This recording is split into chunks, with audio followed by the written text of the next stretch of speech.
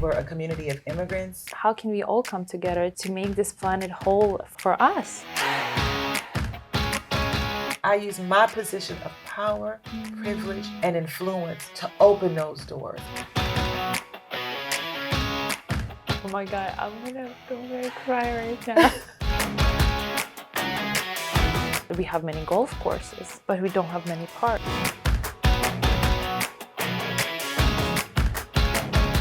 We have to invite you to the table, first of all.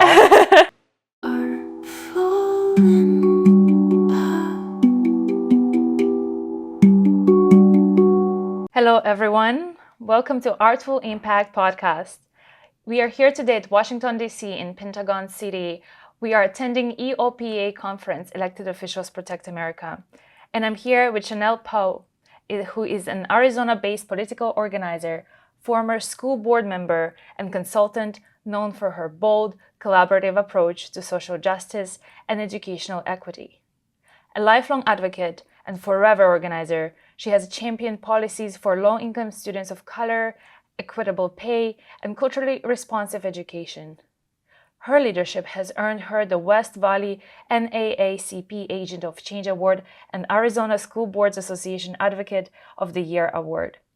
Beyond politics, Chanel is passionate about fostering belonging in the arts and creating inclusive systems that reflect the diversity of America. Hi, Chanel. Hello, Ekaterina. Hi, so good to see you here today. So happy to be here. Yay, thank you so much for doing this. We are so excited, and I'm sure so many artists will be so inspired by your story and what you do, and also change makers. Hope they have more passion and more drive moving forward and inspired by your story. I have a few questions here for you today. So first of them, you fought for equity in education policy. How do you see art influencing these conversations and driving change? Wow, that's such a great question. I think that artists, first of all, thank you for having me. And I have a true affinity for artists to be such great interpreters of the story of social justice and equity. It is my belief that artists can be able to share beautiful paintings or oil renderings or even sculptures of what integrated communities looks like. As a former elected school board member, I served a district that some would consider the United Nations. We were a community of immigrants, refugees, low-income students of color.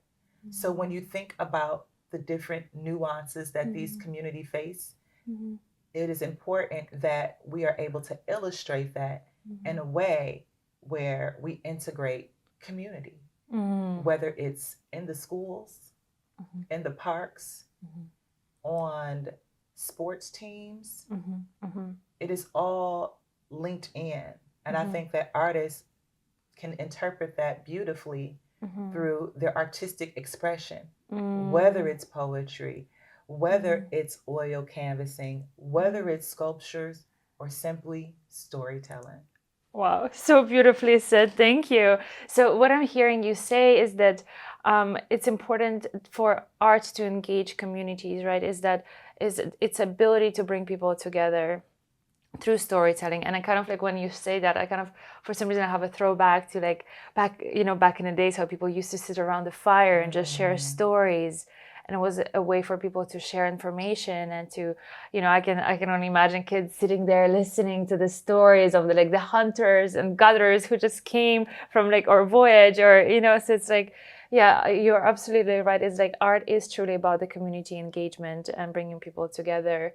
And as someone who's worked at both local and national levels, what strategies can artists use to engage meaningfully with policymakers? We have to invite you to the table, first of all. We have to invite you to our convenings. We want artists to join us in our space.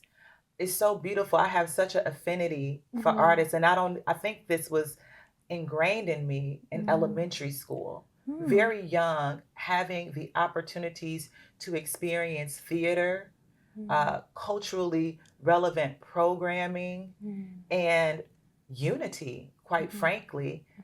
And I believe that, again, artists should be invited into our space and allow them to take everything in so that they can digest the issues how different groups are impacted and affected, and share their artistic expression of what that looks like. We also want to be very mindful because sometimes artists are introvertish because the artistic mind is always going and flowing, and being around a group of elected officials is not typically their environment.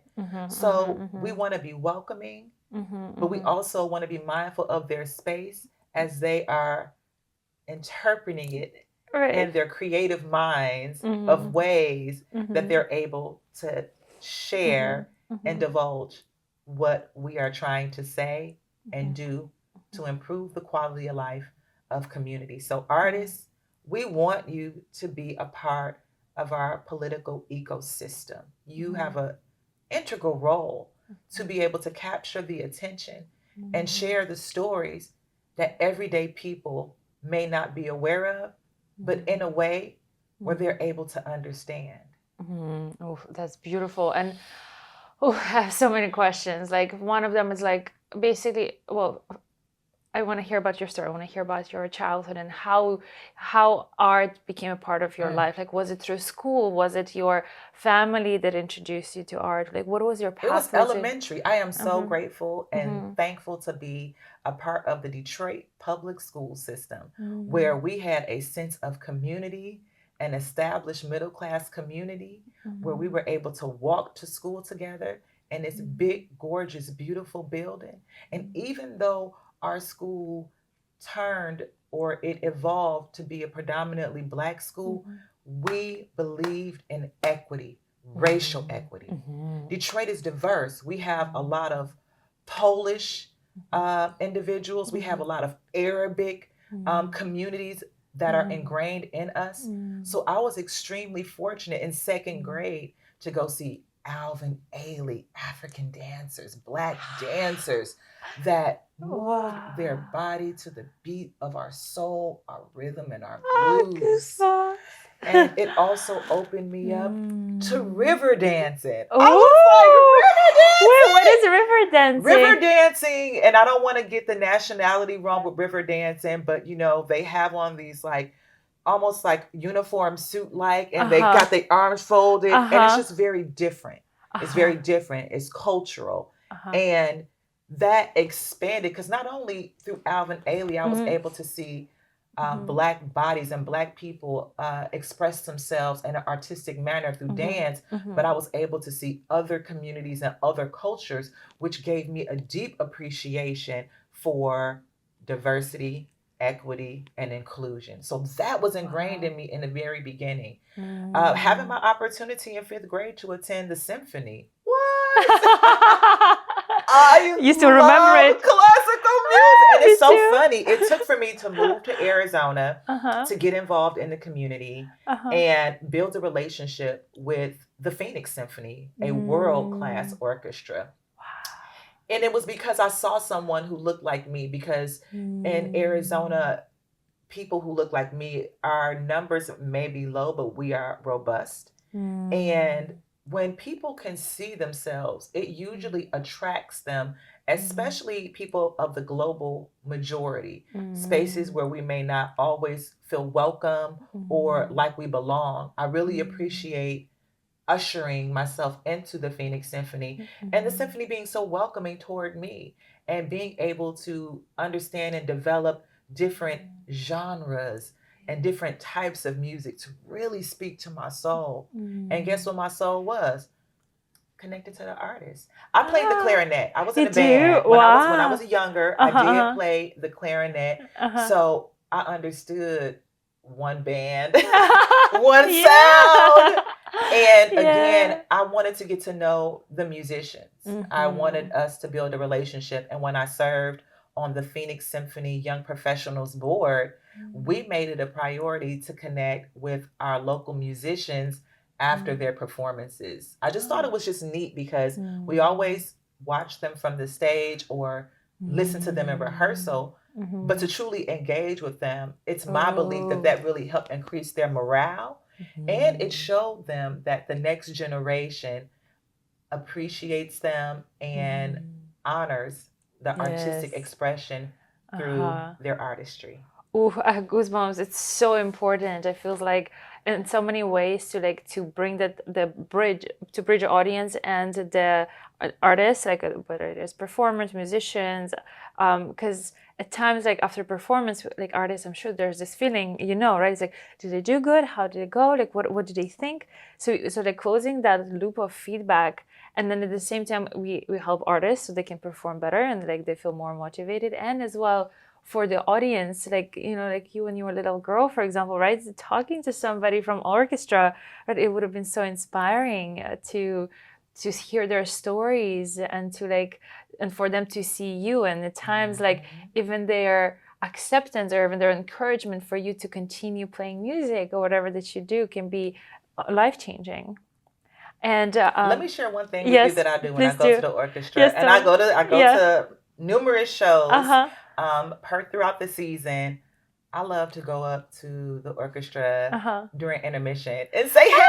And I got a couple of people that I know that I respect, that I value, that are contributors to our community. That is the intersection of artists and elected officials. The intersectionality is not only our human experience, but it's the respect.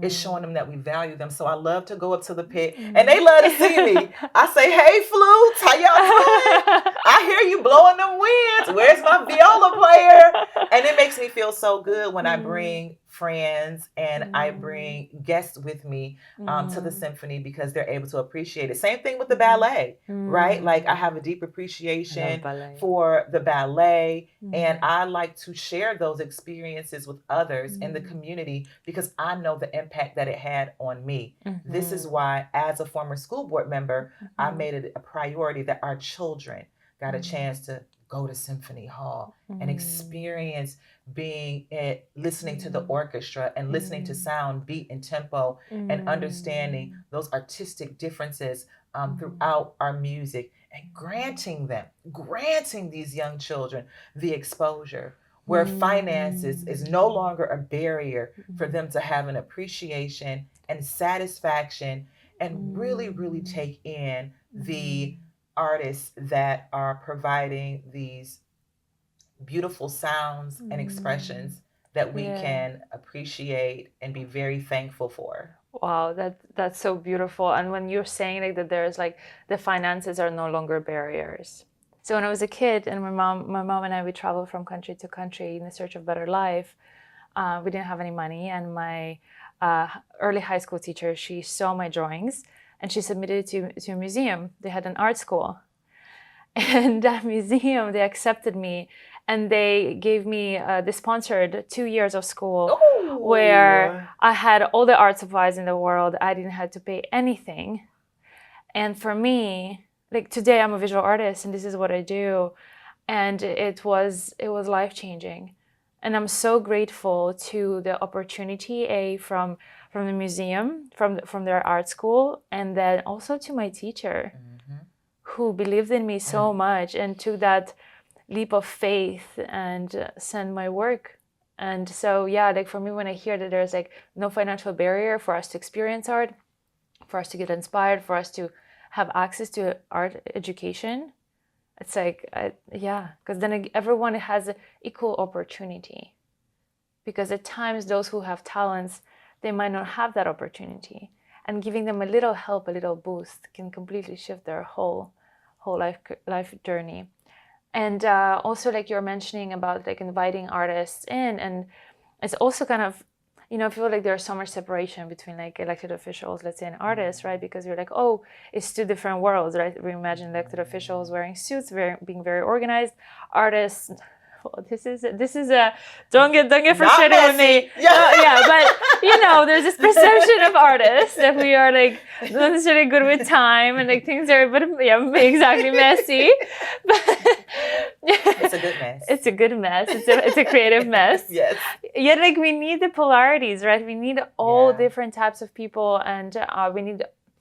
I am organized. Well, when I want to be, but like we do need all this like spectrum, all people coming together, especially today. If you want to make a difference, and if you want to helps us protect the environment, right? If you want to have more access of like, you know, education and also like to have equal rights, like whatever it is that your passion is, we can only amplify those missions and those topics if we come together. And so, yeah, I do hope that more artists get more interested in what the elected officials are doing, and so that we can spread those messages further. We need to be proactive as elected officials, right? Mm-hmm. We need to create Mm-hmm. space. Mm-hmm. We need to provide exposure. Mm-hmm. If you Mm-hmm. notice, during Yeah. our uprisings Yeah. / protests, Mm-hmm. right? What do? We make signs. Yeah. We look at the artistry, and we don't necessarily always can tap into our own artistry. Everyone's penmanship is not as fine or have not necessarily been studied or educated as some of our professional artists like yourself. But we are putting and amplifying these messages on our cardboards or on our signs when we go to protest. So I have a deep appreciation for artists who are able to convey that message on our protest signs, so that when the cameras go by, they may not be able to individually interview us all, but they will be able to provide exposure. And that exposure for us to be able to share our messaging, which is my message is always one of equity, inclusion, and justice. But it comes in so many different forms. And that is another way that we integrate artists into our movement. Beautiful, thank you. And I guess like you just answered my next question, which was like you advocate for belonging in the arts, and what does true inclusion look like in creative spaces? Would you have anything else? I would just say inclusion. Yeah. Okay, so I belong to some downtown neighborhood groups that are affluent groups. And there's always conversation about local artists being able to afford to live downtown. However, their lens was very narrow. It was only one specific type of artist.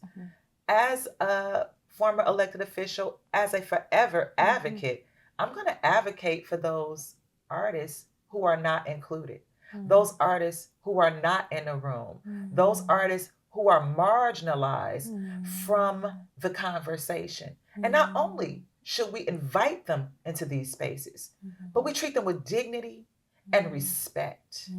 We honor their craftsmanship by introducing them to figures and influential individuals that they should know. This also includes Gen Z. I met a couple of Gen Zers. We went to this symposium and they are listening. We're listening to the panel, and I'm kind of seeing one. He got like this shag hair. It's a cute haircut. It's like this shag haircut, and he got on these really color coordinated clothes. And he's like, what, 20 years old? And he's like, they got us sitting up here listening to these people, but what about us? I'm like, you're right. We should be using our places of privilege to amplify your voice and put people like you on the stage. And then you know what these kids say to me? They say, they need us. They make these big new ugly buildings that they need us to paint on. I was like, you know what? I said, thank you for sharing that with me. See, it's a two-way street. It is an intersectional relationship where we can mutually benefit. We can mutually benefit from artists sharing our messaging, and the artists can mutually benefit from us for understanding the complexities of these policies, legislation, and issues, and the impacts that they have on communities. They have different impacts on communities. So if we are able to spread that message through artistry, we are able to reach those. We know that there are 7 different styles of learning. There's what? 7 different styles of learning. Oh, yeah. Some people can hear things verbally.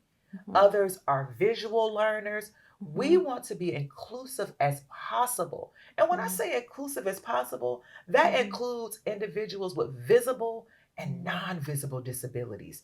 We are interpreting things differently. Those who can hear or can't hear. Those who can see but can't see. How are we bringing them into the fold and the fabric of these United States of America? That's why I feel personally that the onus is on us to do more, to be better, and to go out and seek these individuals. I went out to seek these local artists who were doing fabulous murals or expressing their artistry that shares Arizona and our desert landscape. And what does this mean to our indigenous communities, the keepers of our land, our nation's first people? Again, when I walk into a room, I look to see who's not included. And then I use my position of power, privilege, and influence to open those doors. And not only open those doors, but make sure that people know that you belong. You belong. And you are a part of us. Oh my God, I'm gonna cry right now. Oh my God, I'm sorry. I'm pretty sure many listeners would feel this way. Hearing that, and as you were saying this, you were looking into my eyes, and my whole life I was an outcast. Every country I didn't speak the language, was a different kid, and come from a poor background. Like no father, and my mom, and just was always different, and it was always so hard to, I always have to work extra hard to fit in. Yeah. Yeah.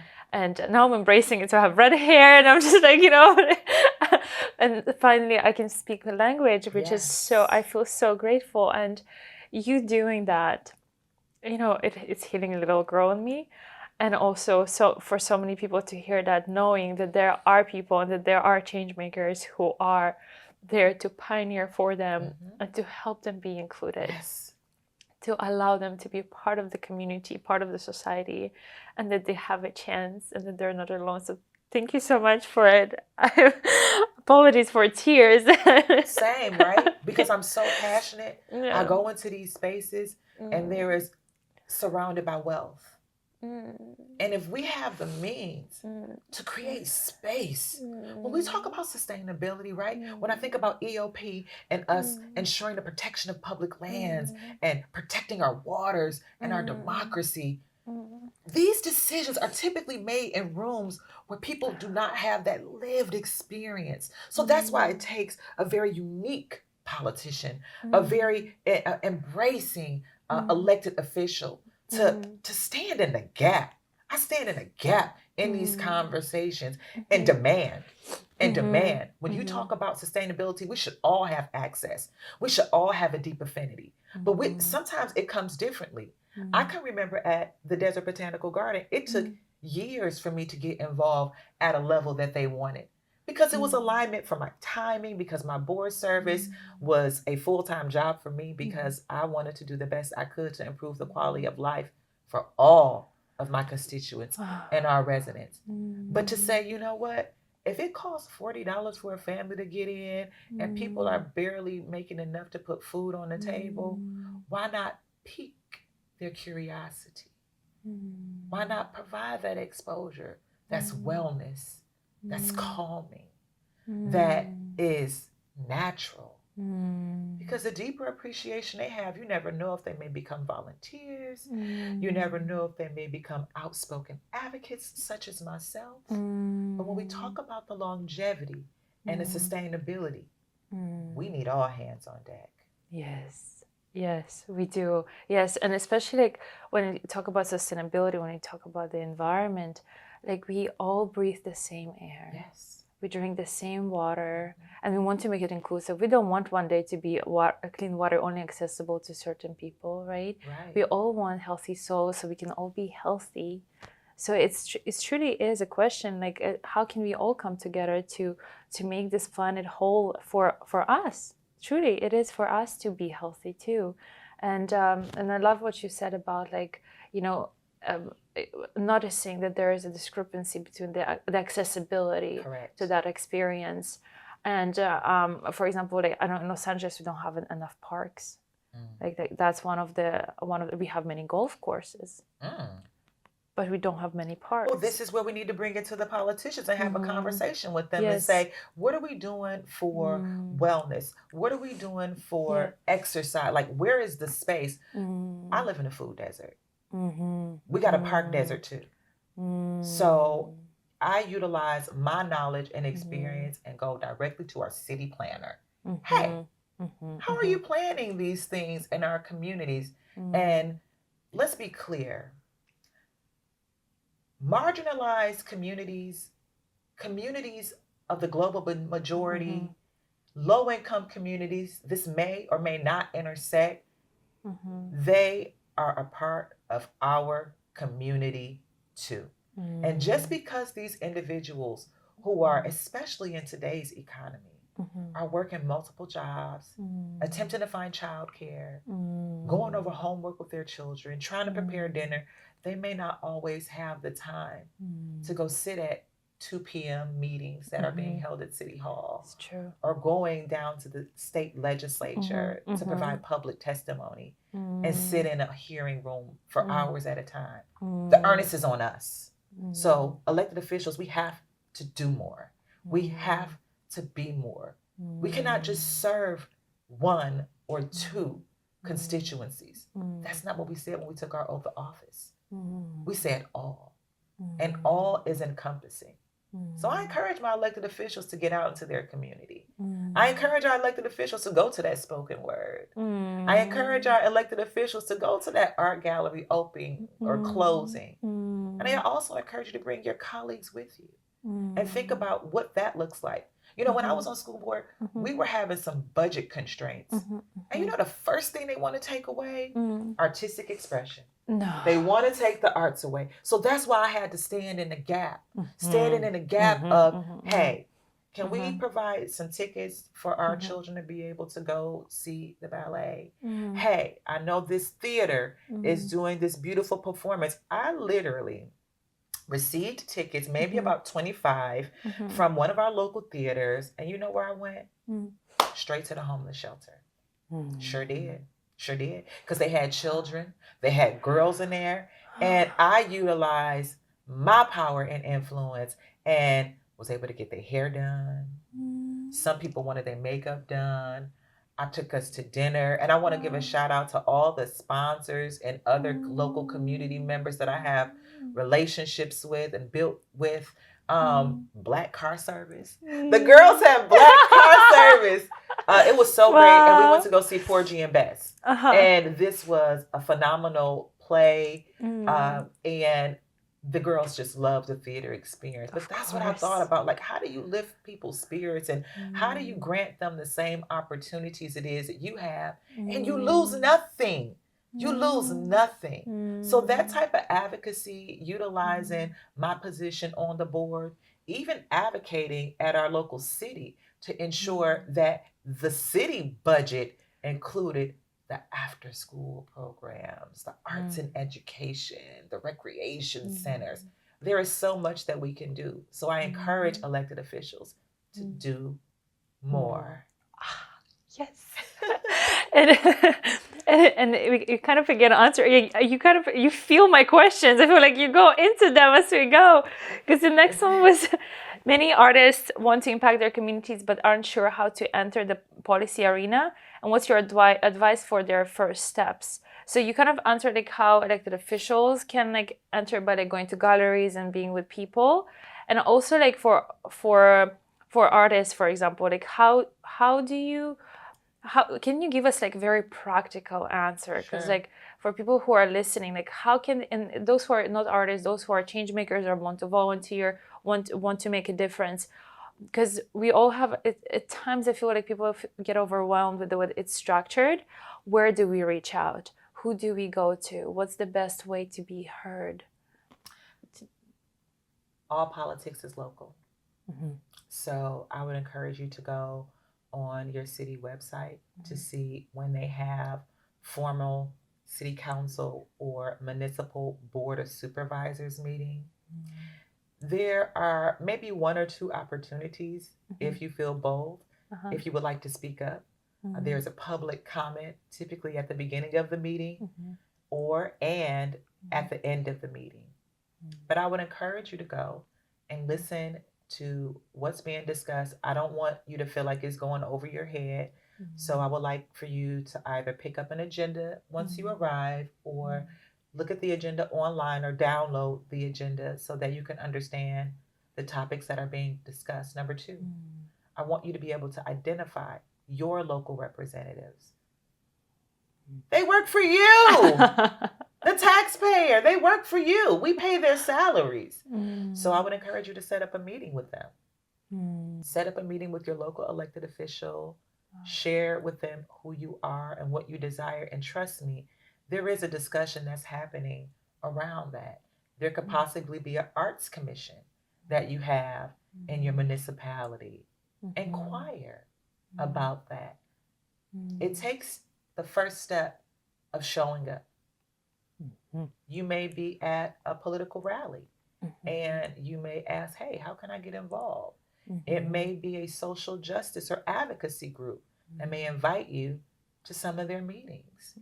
They may encourage you and say, hey, bring your brushes if you want to. If you want to listen to our meeting and do some live painting or live sketching, that would be incredible. Right. To say, hey, listen to what we say and I want you to interpret it however you interpret things with your expression.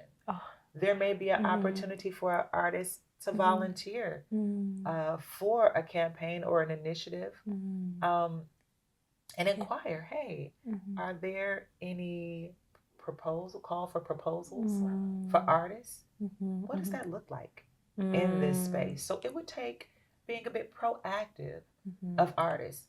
But then let's say that someone approaches the artist and say, oh my gosh, I've seen the wonderful work that you've done. I want to invite you to this luncheon. And I know artists are like, luncheon? Oh my God, I got to put on a jacket. I got to put on a formal dress. I don't know what this is. But we want you to feel included and active and know that there is a place for you. And a lot of these social justice organizations are now bringing in artists in residence. So there's one organization that I belong to. They brought in an artist in residence, and this artist literally created this initiative, this campaign logo. Oh. And then guess what? They put the logos all over. You know how movies coming out, they put movie posters? Yes. They use this particular artist poster and just put it all up everywhere. Wow. And it amplified the message.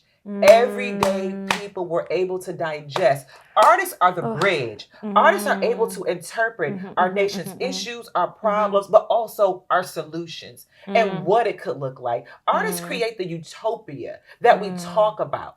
But when they put it in a form that's tangible, everyday people are able to receive it, and the message is powerful. The message can increase civic engagement. Yes. The message can even encourage artists who may want to run for office or who may want to make policy recommendations. Look, you don't have to be an expert. All you got to do is give us a couple of words. And we got the experts behind the scenes who are actually able to draw it out. So it is my belief that artists and policy shaping and making go hand in hand. Oof. Yes. And like you said so many things, and I want to share with you and also with the listeners what we just did. You know about the Eaton fires we just had in Altadena? In California, in Los Angeles. And so Altadena, majority of the city is gone. And so I was invited to do a mural there, and there are not that many walls left. So the community came together. We built a wall. And then on that wall, we did a mural from the series Prayer for the Earth. So in the mural, we wrote prayers and intentions for the city. And then we recorded people's voices. And those prayers and intentions were sealed in gold. Ooh. So they are not seen, but they're present. Yes. And the imagery is like it's radiating. When you walk towards it and you stand straight in front of the mural and you look in the center and you walk towards it, it starts radiating. It's like a portal. And then we are adding technology where people can scan it. Ooh. And they can hear the voices of Altadena for Altadena. And then they will have an augmented reality where people can see the prayers underneath the gold leaf. And so it's exploration. It's fun. And you know what? So many people came there and they shared their stories and like while we were painting, right? And it's like, And I'm there and I'm witnessing all of this, right? And we had like sponsors. It was so beautiful. We had music. So like the whole community was like, we're going to be there. We're going to support. And then people who were there, and like, I would hear how they're processing the grief.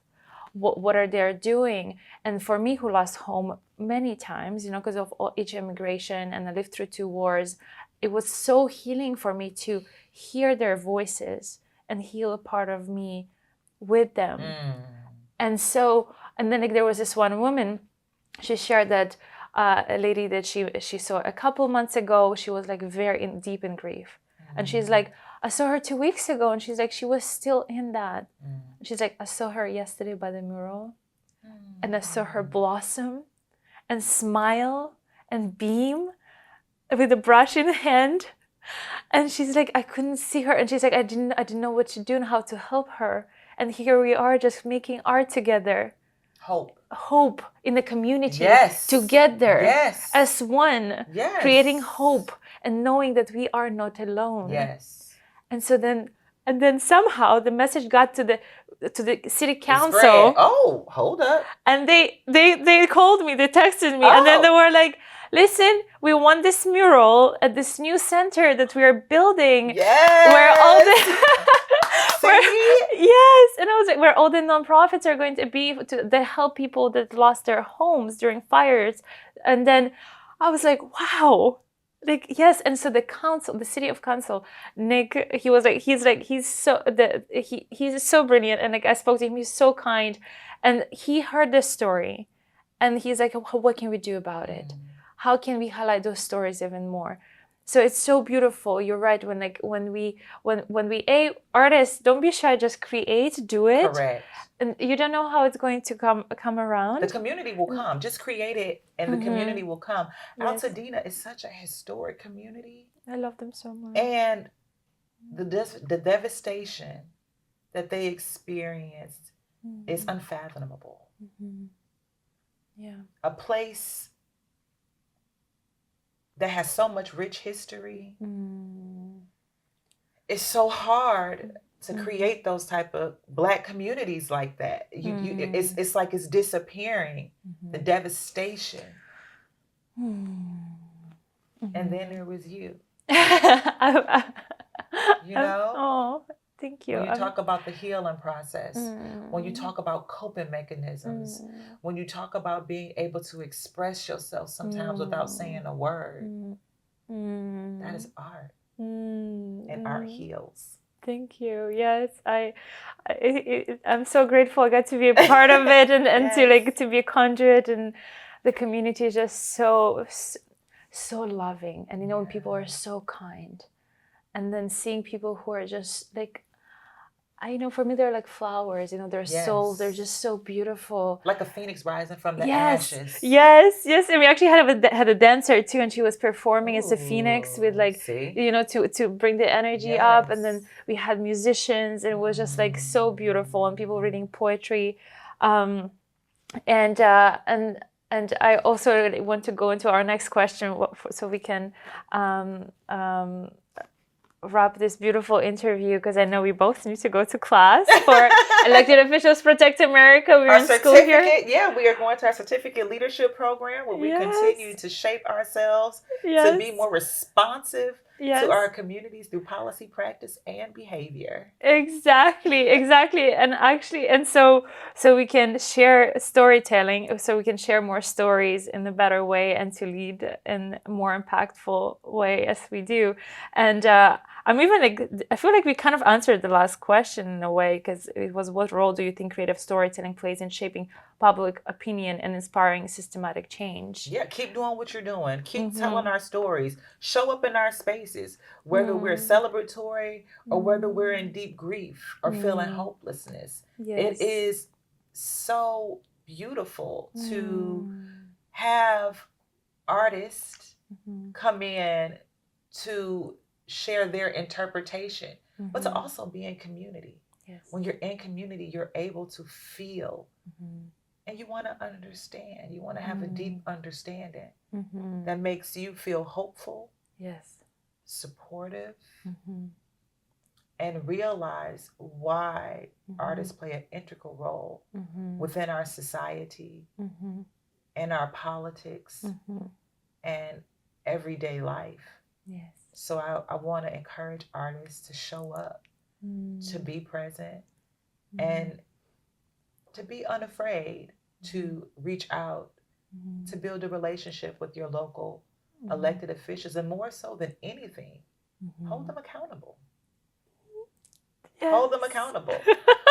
You are a part of the fabric of our community, an expression, more than a tool, a confidant, a friend, a leader.